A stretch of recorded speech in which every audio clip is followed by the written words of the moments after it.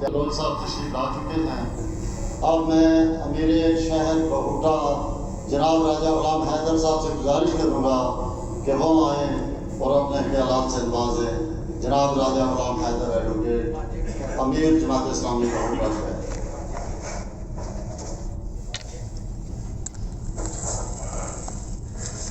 الحمدللہ رب العالمین والعاقبۃ للمتقین والصلاۃ والسلام علی خاتم النبیین۔ بسم اللہ الرحمن الرحیم۔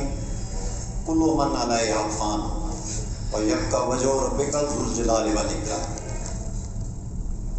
موت کو سمجھے غافل اختتام زندگی، ہے یہ شام زندگی صبح دوام زندگی۔ مہمان گرامی قدر جناب لیاقت بلوچ صاحب نائب امیر جماعت اسلامی پاکستان، دیگر اکابرین جماعت، معزز سامعین حاضرین، یقیناً آپ لوگوں نے نہ صرف ہمارے ماموں راجہ عبدالقیوم ایڈوکیٹ کو عزت بخشی، ان کے مرنے کے بعد اس محفل میں آپ تشریف لائے۔ ہم بہت مشکور ہیں کہ نائب امیر محترم لیاقت بلوچ ہم میں موجود ہیں۔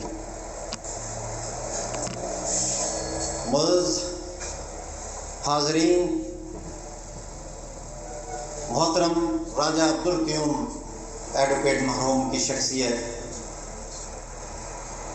بہت جاذب نظر تھے، بہت ہارڈ ورکنگ تھے، انتہائی محنتی شخص، کبھی تھکاوٹ ان کے قریب نہ۔ 90 کی دہائی کے اندر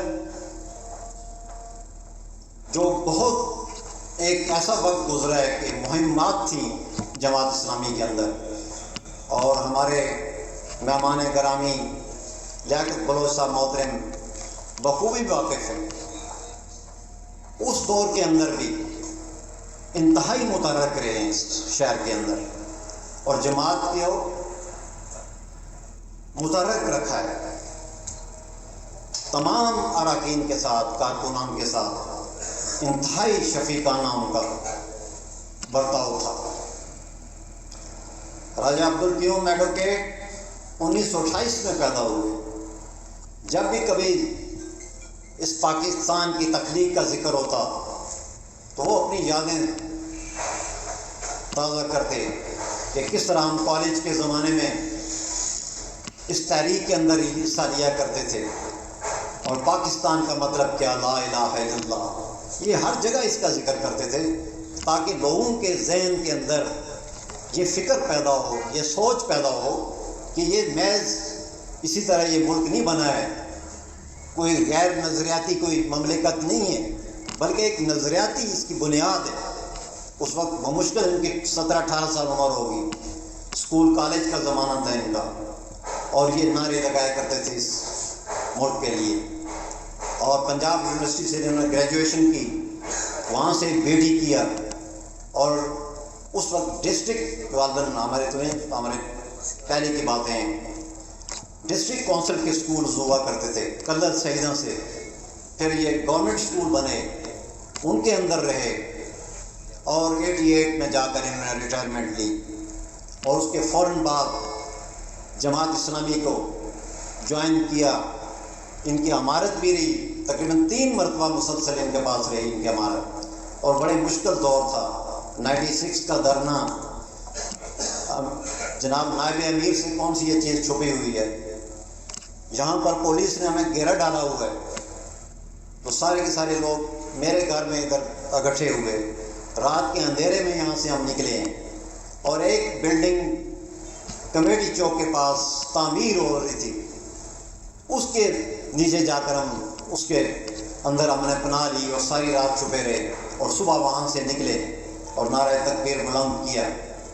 تیسرے دن وہاں گھوم رہے تھے تو علیکم سب، کیونکہ میرے ماموں ہیں، وہ اپنی طرح پرسنالٹی کا بھی خیال رکھا کرتے تھے، کہتے ہیں کہ اتنے میلے کچیلے کپڑے ہو گئے ہیں تو یار یہ ایک نئی بات ہے آپ لوگوں کے لیے، وہ کہتے ہیں کہ راجہ بازار کی طرف جا رہے کہتے ہیں بوٹ تو پالش کرا لیں، اس سے پرسنالٹی بہتر نظر آتی ہے.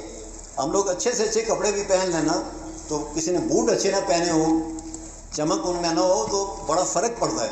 وہ کہتے ہیں یار ادھر آؤ سب بیٹھو، پالش کرا لو بوٹ کم از کم، کہ یار کوئی ہمیں نظر تو آئیں ہم کس حالت میں جا رہے ہیں. بہت جیدار آدمی تھے. پورے ملک کے اندر یہ کوشش ہو رہی تھی کہ ہمارا ایٹامک پلانٹ کا یہ نظام، ایٹامک ریسرچ رول بیک ہو جائے، اور انہوں نے CTBT کے خلاف اتنی مہم چلائی شہر کے اندر، ہمیں پتہ ہے.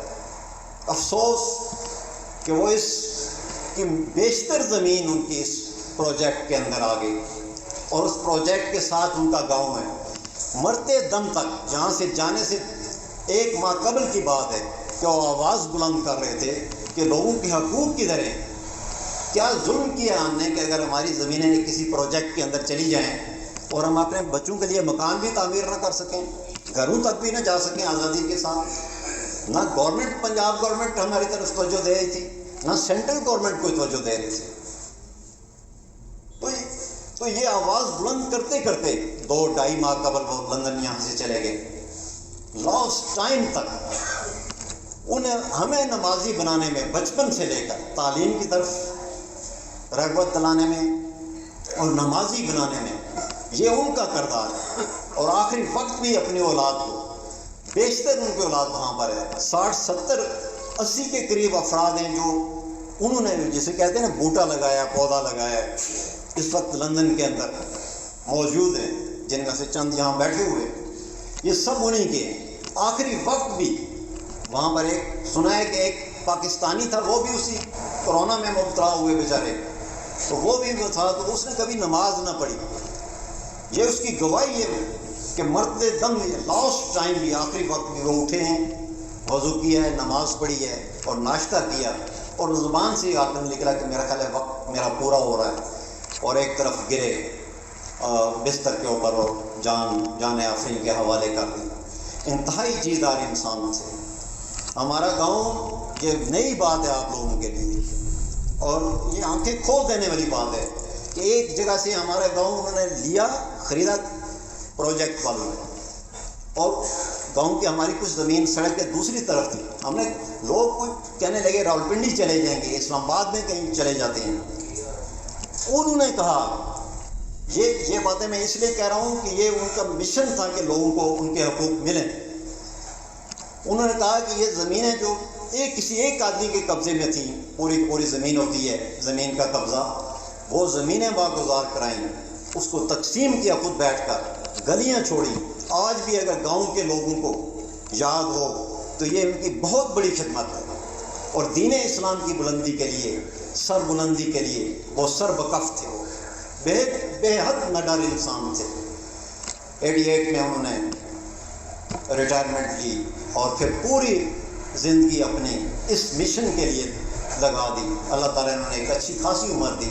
93 سال کی عمر میں وہ اس دنیا سے چلے گئے، لیکن اس شہر کے اندر آواز بلند کر کے گئے، اس دھرتی کے اندر، کہ اس زمین کے اوپر اگر کوئی رہنا ہے، زندہ رہنا ہے، تو اللہ کے نظام کے تحت ہی آپ رہ سکتے ہیں.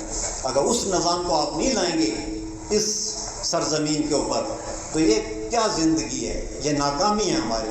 اس کے لیے وہ کوشاں رہے ہیں، اپنی پوری زندگی وہ لگائی ہے انہوں نے، اور ان کی بہت بڑی بڑی خدمات ہیں جن کا ذکر اب یہاں نہیں ہو سکتا ہے. اللہ تعالیٰ ان کو وہ جہان اچھا کرے، کما دے. سامعین کرام، نماز کا اہتمام انشاءاللہ ہے. نماز ہم سب لوگ اکٹھے پڑھیں گے. اب میں امیر جماعت اسلامی کہوٹہ زون جناب راجہ